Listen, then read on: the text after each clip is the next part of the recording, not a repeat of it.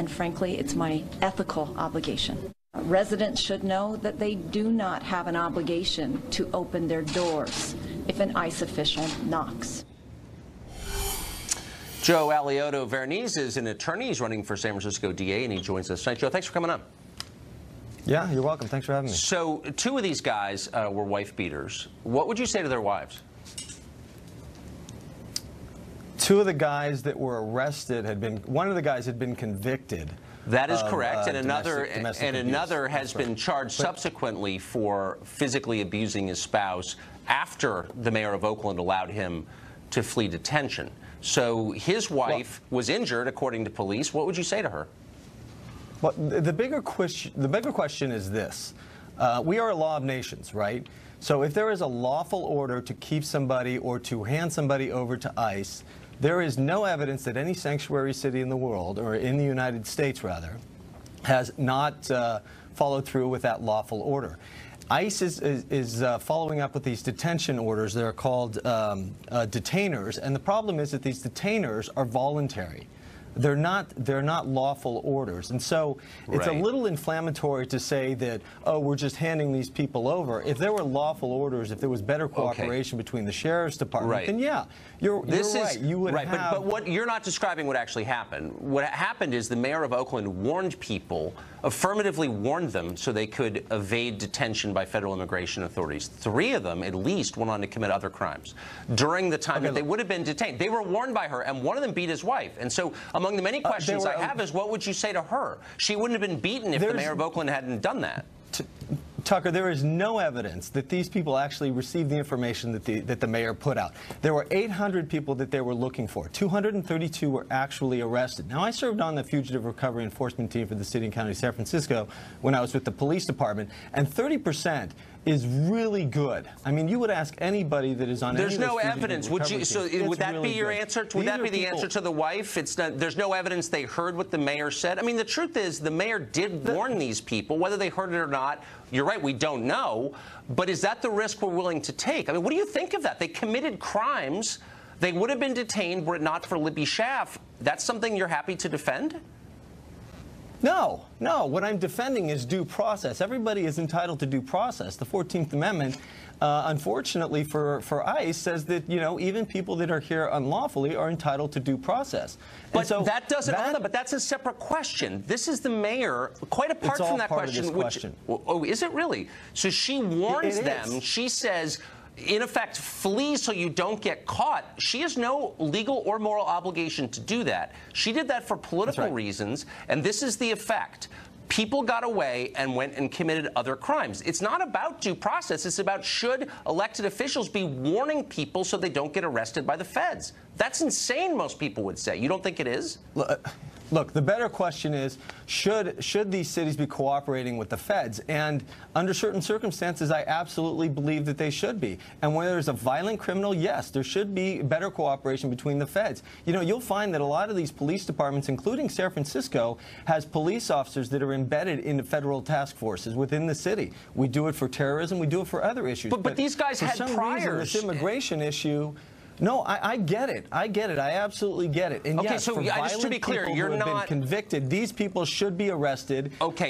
They should be given their due process. If they're convicted, they should serve their sentences and sent out of the countries. Absolutely. So maybe Democrats in the state shouldn't warn them before the cops come. That's it. I mean, you know, we can have lots of debates about federal immigration law, but I think we both agree you shouldn't be telling criminals, get out of town before you get busted. Here's the other question. It's not just about immigration. Definitely not violent criminals. That's when they were, actually. Armed robbery. As you said, one of those guys had a prior conviction for wife beating. I thought we were on the side of women here. Apparently not. But let me ask you this. Well, every illegal alien who's working in the state of California, if he's working for a company, is by definition committing fraud with the ID he's using. He's using fake documents. That's a felony. Is that not a big deal? It seems like a big deal post 9/11 to me. Is that a concern for you as someone running for DA, that someone's using fake documents, identification documents? Well, listen, if it's a violation of federal law, the federal enforcement should definitely take over. No, it's not a violation of California law. Wait, hold on. It's not a violation of California law to use a fraudulent ID for the purposes of getting a job or doing anything else. That's cool in California. I can do that. Well, it's not actually, in San Francisco, if you are not a U.S. citizen, you can get a California ID. So you don't have to use fraudulent IDs. For your job purpose. Yes, you do. Yes, you do, because you need to produce a Social Security number, and if you're here illegally, you can't do that. No, you can't get a federal Social Security number. You can't produce a Social Security number that is accurate or reflective. That is true. You can use a fraudulent one, and every one of the. Okay, but that's not a problem for you. You feel like, hey, hands off. Someone's using a stolen ID, committing identity theft, a fake federal document in California. Is like, you know what? It's not our business. Is that what you're saying? No, identity theft is an entirely different subject. But federal immigration enforcement or federal Social Security law is not the priority of San Francisco. Apparently not. Or the San Francisco Okay, well, DA's I go there a office. lot, and I'm going to think through. I'm going to call you and find out what laws I can break as an American citizen. Not many, I'd bet. Not as many as the illegals get to, it doesn't seem like. That's not true. You know, I understand you're a local boy from here in San Francisco anyway. When does the prodigal son come back home? I don't know if I dare. Joe, good to see you tonight. Thank you. Good to see you too, Tucker.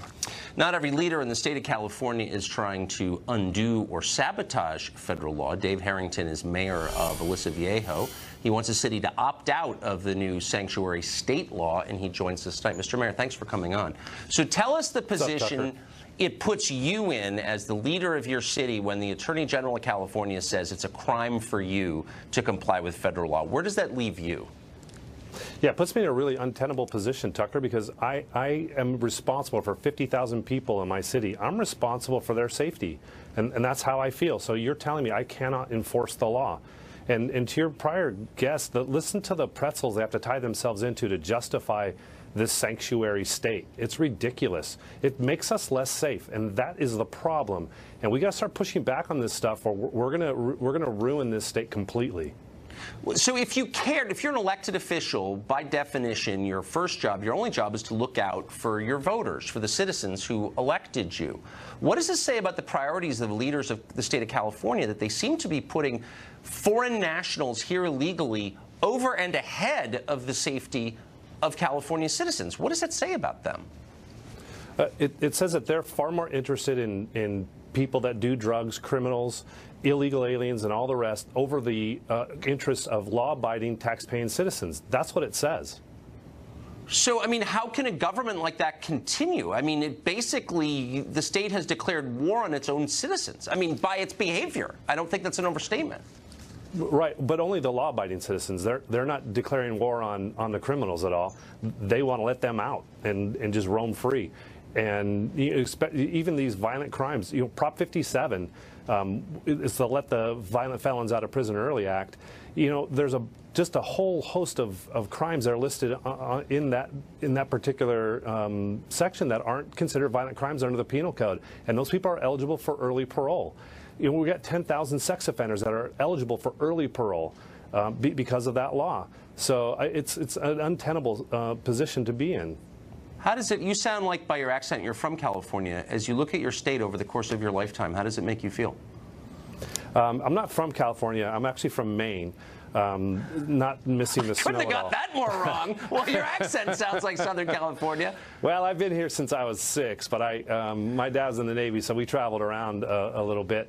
But I've grown up here essentially since I was 6 years old, and I'll tell you the difference is astonishing. We've gone from a law and order kind of state to just a free-for-all. If you want to be a criminal, come to California. That's kind of what the state legislature is doing. You want to be homeless? Come to California, because we're going to set you up in a tent city somewhere. It's just gotten ridiculous, Tucker. There's just no enforcement of the law here. I'm sorry about that. Mr. Mayor, good luck fighting that. Thanks, Tucker. Appreciate it. All right. 2 nights ago, we did a short segment on what has happened to a town called Hazleton, Pennsylvania. In just 15 years, thanks to mass immigration, Hazleton has gone from 2% Hispanic to majority Hispanic. Spanish is now the predominant language there. People who grew up in Hazleton feel lost when they come home. We learned all of that from National Geographic, which did a story on demographic change in the city of Hazleton. We told you about it because something similar is taking place all over the country. It's one of the reasons our society has become so volatile. We got a big reaction to that. A lot of people who were raised in Hazleton wrote to thank us for shining a light on what's happening there. Many on the left started yelling. Some called for this show to be pulled off the air. President Obama's old flack, Dan Pfeiffer, described our segment as equal parts racist, dumb, and inaccurate. He didn't say how it was any of those things because, of course, it wasn't. His real gripe was that it was true. People like Dan Pfeiffer hate the fact that conversations like this are even happening. Enforced silence is the key to their success. But no more. We're going to keep on this story because we think it's important. We won't be bullied, and we're going to take you again to Hazleton later in the week. We hope you'll watch us then. D.C. is planning for a march on guns, on your right to have one. There are some unusual people backing that effort. Backers, including, believe it or not, Planned Parenthood. Why are they behind this? Trace Gallagher's been looking into it. He joins us tonight. Hey, Trace. Hi, Tucker. The primary March for Our Lives demonstration will happen this Saturday in D.C. with sister marches across the country. The anti-gun event is being billed as for the kids, by the kids, meaning survivors of the Stoneman Douglas High School shooting. But the group acknowledges the kids have brought in support to help ensure the march is successful. That support is a compendium of gun control and progressive organizations, including Everytown for Gun Safety, the Brady Campaign to Prevent Gun Violence, Planned Parenthood, and MoveOn.org. The March for Lives Action Fund is a 501c4 nonprofit that does not have to disclose its donors, though it is already publicly noted that Oprah Winfrey, George Clooney, Steven Spielberg, Jeffrey Katzenberg, and Gucci have each donated $500,000. Others are being asked to donate anonymously. Some of the money will go to the families of the victims of the Parkland school shooting, and some will pay for the march. The funding of other projects won't be known for months. The group can be involved in political activity as long as it's not the primary focus, says the law. Former President and Mrs. Obama sent a handwritten letter of support to Parkland teens, calling them an inspiration and lauding their resilience and their resolve. Tucker. Thanks a lot, Trace. Appreciate it. Ryan Kleckner is a former Army Special Operations sniper. He's a firearms attorney and a columnist at The Federalist, and he joins us. Ryan, thanks for coming on. Thanks for having me on, Tucker. So I think a lot of the people who are coming to the march this weekend are just upset about school shootings and maybe haven't thought about the agenda that undergirds the march. But the people organizing have a pretty clear legislative agenda. They'd like to do a lot of different things. And I want to run a couple of those things by you and get your quick responses as to whether you think that they would work. So the primary one is to ban the AR-15, or basically the whole category of semi-automatic rifles. Would that have stopped the school shootings we've seen? No. So criminals don't obey laws. The definition of a criminal is somebody who doesn't obey a law. Banning an inanimate object will not solve these problems. So, for example, the Maryland shooting yesterday didn't involve an AR-15. Virginia Tech, he used pistols. The Fort Hood massacre, he used pistols. 9/11, they used box cutters. The tool is not the problem. I mean, when you want to talk about tools, look at the Austin bombings that we just solved today. Bombs are already illegal. It didn't stop the bombings from happening. But wait, but we know, because I saw it on CNN like all week, that high-capacity magazines are the core problem. So when we ban those, obviously this will end, right? Of course, because during the assault weapons ban that started in 1994 and sunsetted in 2004, it did nothing to stop violent crime. In fact, today's levels of violent crime are 50% lower than they were at their peak in 1997, right in the middle of the same ban that banned those so-called dangerous high-capacity magazines. Well, that doesn't make sense, because I know that places with strict gun control laws are much safer. I keep hearing that. Yeah. So one of the things I love about our federalist system is that we can look at societies, little cities or states, and experiment with laws or ways of doing things. And I think before we have serious gun control legislation, we should look at Chicago and see how it's working there. How is it working? Has it stopped? They banned shootings there, so there are no more shootings? Solve the problem, right? No, it is the worst place we have going on right now in our country for shootings. We have not only just shootings, but violent crime. And you know, Tucker, that's another problem, is I don't know why we're focusing on shootings so much. Yes, they're horrible, they're bad, but we should be worried about violent crime. And when I talk to, and I'm trying to debate with an anti-gunner, one of the first things I'll ask them is, look, are you really trying to stop gun violence, or are you trying to stop all violence? And if they answer gun violence, okay, I get it. They're just trying to ban guns. But if they want to stop all violence, okay, let's have a serious discussion. Because just getting rid of guns, yes, maybe the use of guns will go down if you banned them. But just like Australia, your violent crime is going to stay the same or go up because you have a bunch of unarmed victims. So what about, I mean, one idea that seems to be gaining traction among even some Republicans is the idea of banning gun purchases under the age of 21. That doubtless would solve the problem. You're either an adult at 18 or you're not. I think we need to make that distinction first before we even get to guns. And I get it that Democrats want younger voters because as people grow up, they tend to stop voting Democrat. But right. If you can be tried as an adult in a criminal case at 18, if you can join the military at 18, if you can enter into legal contracts at 18, then you're an adult. You should be able to buy a firearm.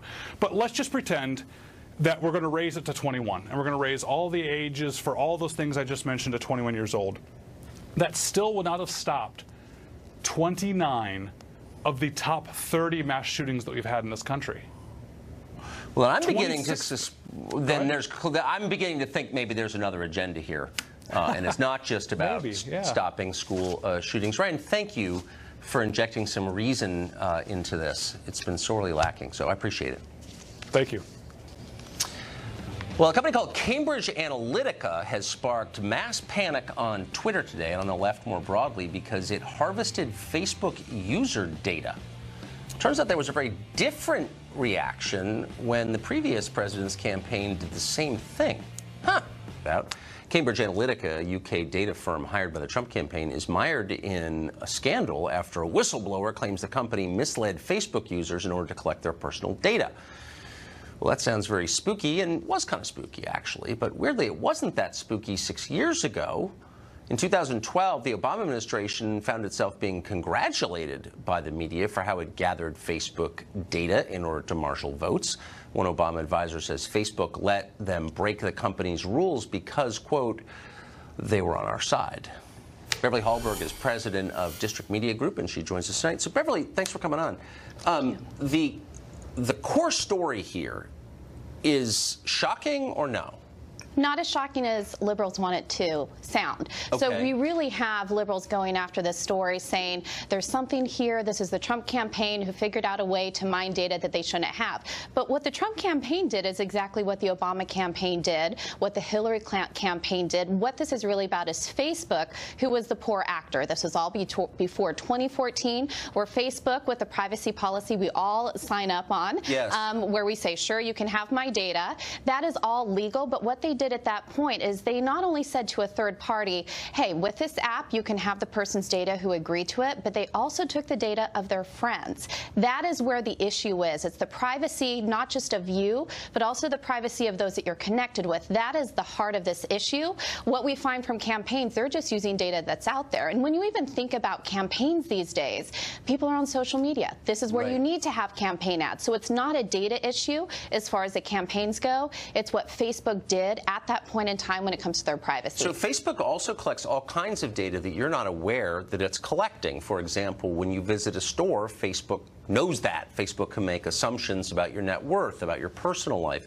And it sells those data to companies, correct? Well, typically. We willingly give it, whether it's a Fitbit that you're putting information in. I use Waze to navigate traffic. I think about that and whether or not what is going to be used with that data. So we willingly give it. And I actually think, especially when it comes to parents, when you have children who are giving their information to apps, giving information to Facebook and other social media platforms, you have to realize all of that is available to companies to sell. I think where this comes down to is the free market solving it. You already had a movement called Delete Facebook. I think that's why Mark Zuckerberg even came out today, 5 days after this scandal, to talk about what really took place, because I think the free market is going to solve this. Their stock dropped $50 billion. I think the free market is going to say, hey, I'm not going to use your platform if you're going to be selling my privacy in this way. Well, finally, liberals are waking up to it. But I mean, more as a political matter, so Morning Joe has spent the last year and a half trying to figure out how Trump got elected. And figure out there must have been something nefarious. It could not have nothing to do with the idea that his ideas were popular with Americans. Like, that's not even on the table.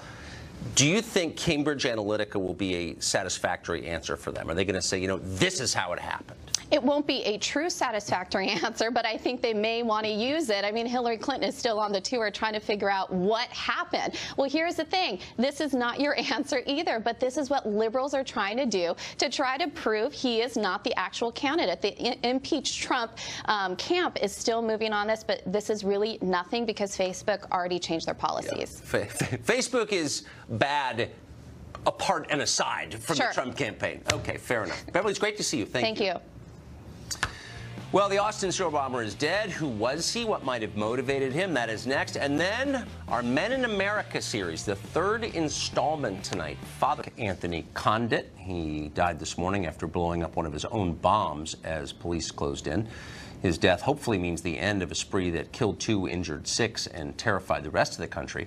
So what do we know so far about this man? So far, not very much. He was apparently homeschooled.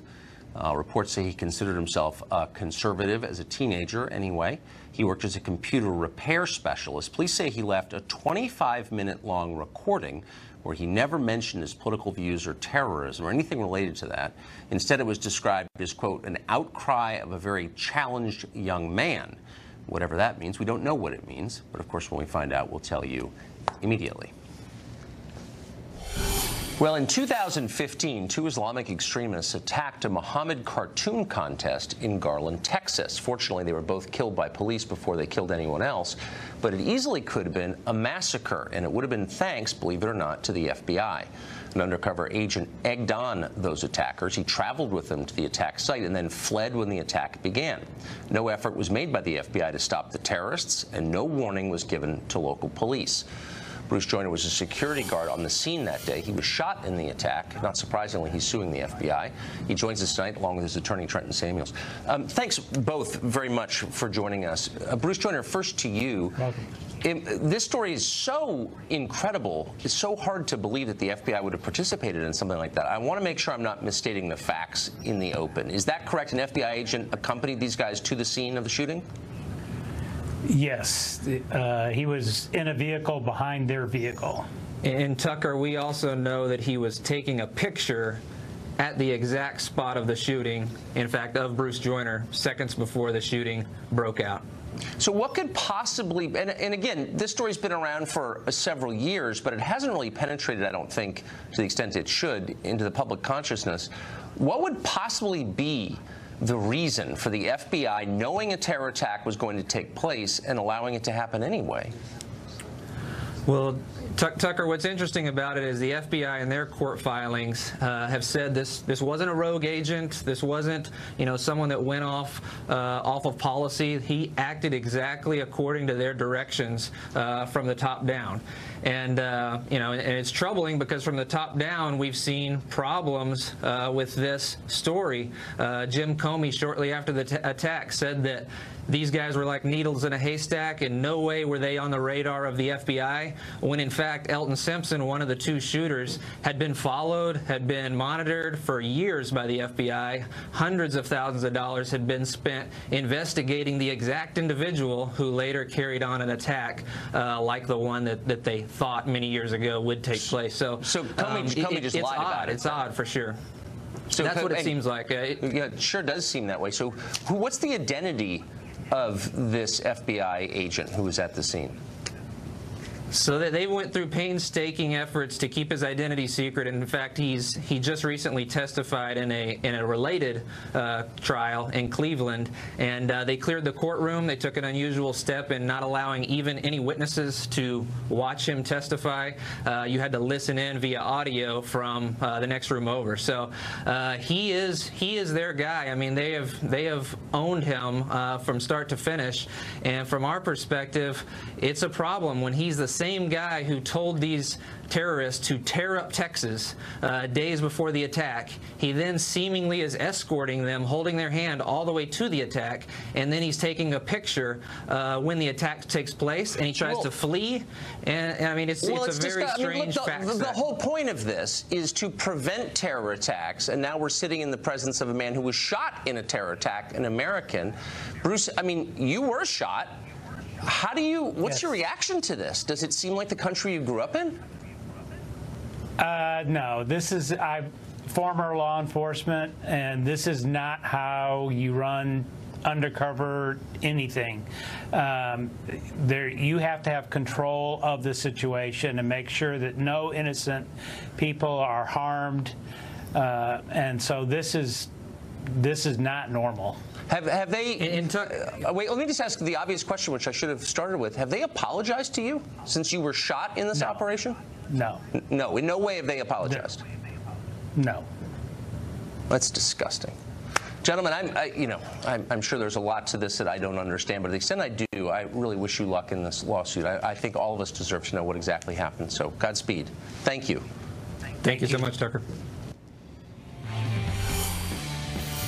The decline of fathers in the home across the country is having devastating consequences for American men and for everyone else in the United States. Part 3 of our Men in America series is next. Plus, even Michael Moore, totally fed up with hearing about Russia, reveals one statistic that tracks the decline of American men almost precisely over time: the disappearance of fathers from the home. Between 1960 and 2016, the proportion of kids living with both parents decreased by almost 20%. The percentage of children living with only their mothers nearly tripled. In demographic terms, this is stunning. Changes to family structure this abrupt and profound typically are only seen in wartime. And yet, if anything, those numbers understate the reality of fatherlessness in America. In the high-income neighborhoods where journalists and policymakers tend to live, not a lot has changed. Most kids there still grow up with their fathers and mothers. But in the rest of the country, intact families are disappearing. According to a 2014 study by researchers at Johns Hopkins University, among younger parents without college degrees, 74% of mothers had at least one child outside of marriage. Out-of-wedlock births are now the rule across the country, not the exception. Increasingly, having a father at home is a sign of affluence, but it is also a cause of affluence, especially for boys. Boys who grow up with a father at home earn much more as adults. Boys who grow up alone with their mothers tend to earn less. They also have more disciplinary problems in school. They read less and less well. They're less likely to graduate from high school or go to college. They are more likely to be unemployed and to live in poverty. They get married less often, and when they do, they divorce more. They're more likely to be obese and to have asthma. They are far more likely to abuse alcohol and drugs, exhibit antisocial behavior, and commit acts of violence. As adults, they're twice as likely to go to prison. Now, these numbers aren't the result of one study, but of numerous large studies done over generations. The results hold true across geography and ethnic groups, white and black, urban and rural. They're always true. Boys raised without their fathers are at terrible risk. There is not much serious academic debate about that, if any. The nationwide breakup of families is a disaster, and not just a moral disaster, but a practical one. It may be the largest public health crisis that we face. So what's driving it? Well, there are many factors. Falling male wages certainly play a role. Studies show that when men make less than women in their potential dating pool, women tend to consider them less attractive marriage partners. Fewer men marry, more children are born out of wedlock. Some government policies also discourage marriage, particularly among the poor. Women on welfare who marry often see their food and housing subsidies cut dramatically. One recent report found that almost 1/3 of Americans know someone who hasn't married for fear of losing benefits. Broader changes in American culture have also had an effect on marriage and family formation. The dramatic decline in church attendance and religious observance is one of these. There are probably other reasons, too. Fatherlessness is a hugely complex problem. But the point is, it is a problem, a massive one. And what is remarkable is how rarely that is acknowledged in public. When was the last time you heard a Democratic office holder decry the out-of-wedlock birth rate? If you cared about reducing poverty, you would talk about it a lot. But they don't. Why is that? Well, exit polling answers that question. Unmarried mothers are a critical part of the Democratic coalition. In 2008, Barack Obama won 74% of single mothers who voted. In 2012, he won 75%. Alienating these voters in any way is politically risky for Democrats, and so they ignore the problem entirely. Over time, the progressive left has become openly hostile to the institution of marriage. Once again, voting patterns explain why. It's been more than 20 years since a Democrat running for president won the majority of married women in America. Unmarried women, by contrast, vote overwhelmingly for Democrats. In 2012 and 2016, the Democratic Party platform never mentioned the importance of marriage except when advocating for gay marriage.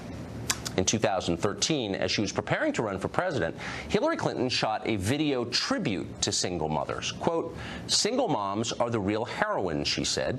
"They need even more of the help that grandparents, aunts and uncles, and good friends can provide." The one group that Hillary didn't mention? Biological fathers. Democrats who stray from this script tend to get attacked. Barack Obama spoke regularly and often eloquently about the importance of fatherhood, and yet, consistent with his party's orthodoxy, he said almost nothing about men marrying the mothers of their children. And that distinction is critical. Studies show that married fathers are by far most involved in their children's lives. You often hear our leaders refer to caring parents or grandparents or caregivers or some similar combination, as if the presence of any involved adult is enough for kids. But that's not true. At least for boys, the presence of a biological father in the house makes all the difference. On at least one occasion, Obama suggested that he understood this. In a 2003 speech about gun violence he gave in Chicago, Obama noted that, quote, "We should do more to promote marriage." Almost immediately, he was attacked from the left. An article in Ebony magazine suggested that Obama's remarks were racist. MSNBC ran an op-ed attacking him, and so on. He went back to platitudes. Hillary Clinton was right about one thing. Being a single mother is difficult. A lot of single mothers work incredibly hard, and they ought to be admired for that. But that doesn't mean that single motherhood is a good idea for society. It's not. It's a tragedy, especially for boys. And the rest of us ought to stop lying about that. Dr. Warren Farrell has looked into this subject quite closely. He's the author of the book, The Boy Crisis, and he joins us tonight. Dr. Farrell, thanks a lot for coming on. So we know pretty conclusively that men in America and in other developed countries are falling behind women in a lot of different measures. To what extent is fatherlessness driving that, do you think? A great extent. They're falling behind women in all 63 leading nations, developed nations. And in developed nations, there's the permission for divorce that there isn't in non-developed, less developed nations. And also in developed nations, there's the permission for women to marry, to have children without being married. And that creates a huge division between boys and a division of boys who are with their fathers do quite well. Boys who are not with their fathers do terribly on more than 70 different measures of measures like postponed gratification, the ability to be, whether or not they're depressed, whether or not they're drinking, whether or not they have drugs, the opioid crisis, and even the people who are involved as ISIS recruits all over the world, they're almost completely fatherless boys, and the ones that are girls are also fatherless. And so everything you've been saying for this series has been right on target with the importance of having children be involved with both fathers. Mothers are doing a huge amount of wonderful, hard work, loving and caring for their children. That's why they deserve the biological father to be involved. And when we tell the biological father, not only are you important, but the way that you father is important, the way that you enforce boundaries, the way that you encourage exploration, the way that you encourage kids to get up and try again, the way that you encourage adventure and risk-taking, the way that, that we can play together and create bonds. These are the things that mothers need to communicate, because when fathers are asked for and valued, they come back into the picture. When they're not, they drop out. So it doesn't sound like anybody wins from fatherlessness. So if, you know, the trend is that fewer families are forming, more children are growing up without fathers at home, nobody benefits from that at all. Why aren't we sounding an alarm in this society about that, do you think? I think we put so much focus, especially in the Democratic Party, on freedom for women. And freedom for women is a wonderful thing. I was in the board of directors of the National Organization for Women in New York City, as you know, for many years. But freedom for women stops when they make the free choice to have children. And then a different question has to emerge, which is what is best for the children. And what we see is evidence way beyond what I ever expected before I started doing the research for the boy crisis, is that children do best when there is not just a father, not just a male role model, but the biological father, and their biological father is far less likely to drop out of the process when there's marriage. 40% of even men and women who live together, who don't get married and have children, 40% of those fathers never see their children after 2 years. Those are numbers that will offend people, but that's what the science tells us, and it's obvious all around us. I appreciate that, Doctor. Yes. Thanks for coming on and for that perspective. It's been a pleasure. Thank you. Even Michael Moore is fed up with the nonstop coverage of Russia, the most important story ever. Even he's sick of it. I wonder why. No, I'm not saying that's not important. You thought about Stormy Daniels. Yeah, okay. All the shiny keys to distract us. That's what goes on in the media. Hate to admit it, but he's absolutely right. When even left-wing standard bearers like Michael Moore, not a genius, find themselves annoyed by the year-long obsession with Russia, maybe something's going on. Will it change anything about the way news is covered? I don't know. Joe Concha writes about this stuff for a living. He joins us to predict. So, I mean, look, presumably this guy, he doesn't like the administration. He's got every incentive to want to cheer on the endless coverage of Russia. But even he's tired of it. Is there a limit to how much the press can cover this one story, this cul-de-sac of a story?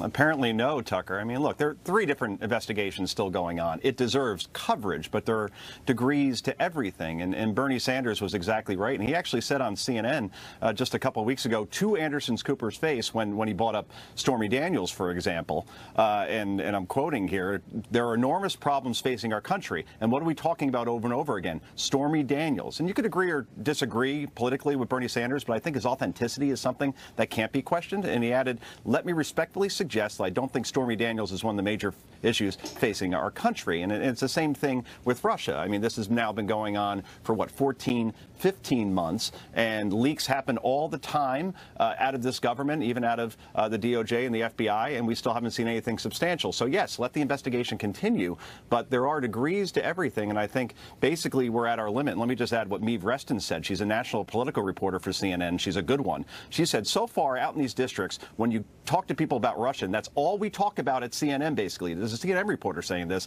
They say they don't care. Those are voters. It doesn't have any effect on our lives. And I think that sums it up nicely, Tucker. But do you think Jeff Zucker ever says, look, this is an international network. We've got bureaus all over the world. Are we really pretending that Russia is the single greatest threat to American national security? Like, it's clearly not even on the top 5 list. Do you think they feel dishonest when they present Russia as this imminent threat to America?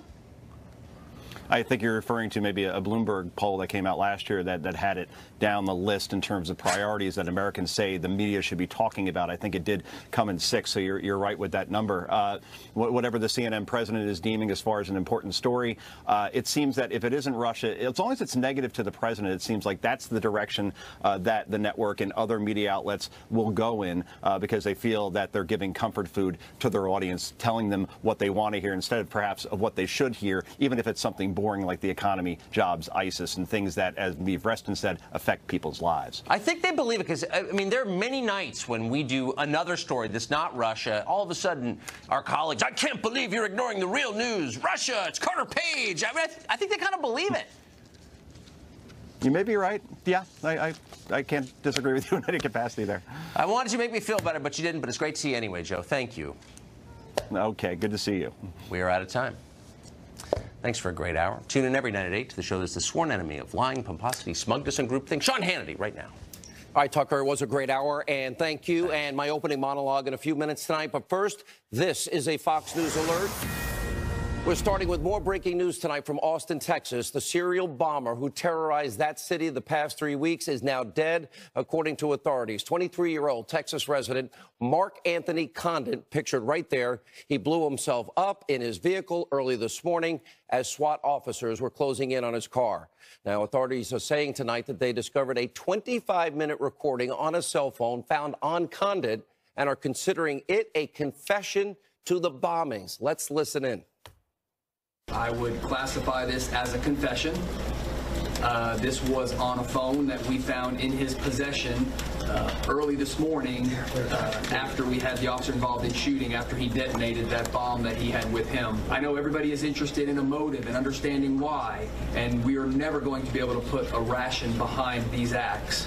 But what I can tell you, having listened to that recording, he does not at all mention anything about terrorism, nor does he mention anything about hate. But instead, it is the outcry of a very challenged young man talking about challenges in his personal life that led him to this point. And additionally, authorities say that they have identified all 7 devices that Condon talks about in the recording, but residents should still tonight remain vigilant. Local federal law enforcement officers, they did an amazing, terrific job tracking this guy down. And joining us now from Texas tonight, our own Fox News correspondent at large, Geraldo Rivera. First of all, great job last night, Geraldo, and I know you have an exclusive interview for us tonight. Yes, Brian Manley, the police chief of Austin, Sean, who you just showed, explaining that 25-minute extraordinary confession by the suspected Austin serial bomber, will be joining us live at 45 minutes after the hour. Behind me, Mark Anthony Condit's house here in the community of Pflugerville. It's north of the capital city of Austin that was terrorized for the last 3 weeks by this 23-year-old punk. As the chief suggests, that confession is not an admission of race hatred or terrorism. It was rather a narcissistic, woe is me, my life is terrible. That's why, please understand, that's what compelled me to murder 2 innocent people and grievously injure 5 others and absolutely terrorize the Texas Capitol for the entire month of March. He has a 3-room home here. One of those rooms, they've been searching it all day long, contained bomb-making equipment and components. The kid had 2 roommates who were questioned extensively all day today, Sean. Neither of them admits knowing anything, although one, as far as we know, is still in police custody, still being questioned. I'm not certain on that. I will check on that with the police chief. But the bottom line is that it is over. Finally, it ended in that eruption of sound and fury and incredible courage shown by the Austin City cops who charged that bomb-laden vehicle, knowing that what happened could happen. One of them firing his weapon as the bomb exploded. Both of them captured on tape being blown backwards by the enormous concussion of the bomb with which Mark Anthony Condit, the 23-year-old, killed himself and did so much damage, so much devastation, sowed so much terror. You know, it seems as if it is over. The 25-minute confession, as you reported at the top of the hour, Sean, describing precisely the 7 explosive devices created by this now deceased bomber. Sean, back to you. All right, Geraldo, thank you. And an amazing job by the FBI, by law enforcement. We'll get back to Geraldo later in the program. Also tonight, President Trump, he is blasting the left-wing partisan press for throwing a fit over a deep state leak about him, congratulating Vladimir Putin on the Russian president's election win. Well, as it turns out, you do a little research. Well, Barack Obama did the exact same thing in 2012, but of course, the liberal media didn't care then. We'll call out this stunning hypocrisy. And also tonight, when will the deep state law-breaking leakers be held accountable? We also have breaking at this hour, constitutional law expert Alan Dershowitz. He is agreeing with President Trump that the special counsel should never have been appointed. Now, Mr. Dershowitz is now calling for the Mueller probe to be suspended and for a nonpartisan commission to be created. He'll explain later tonight. Plus, Congressman Matt Gaetz and Jim Jordan and Mark Meadows and Andy Gibbs, they are demanding that the report that led to Andrew McCabe's firing be released to you, the American people. Now, McCabe, of course, canned last Friday for lying to the DOJ investigators under oath multiple times. And the FBI director, Christopher Wray, is crushing the liberal talking points out there about McCabe being wrongfully terminated. Wray is saying everything was done by the book without bias. Now, we're going to have all of that and so much more in our breaking news opening monologue. All right, tonight, more incontrovertible evidence that deep state actors are doing everything within their power to damage, unseat,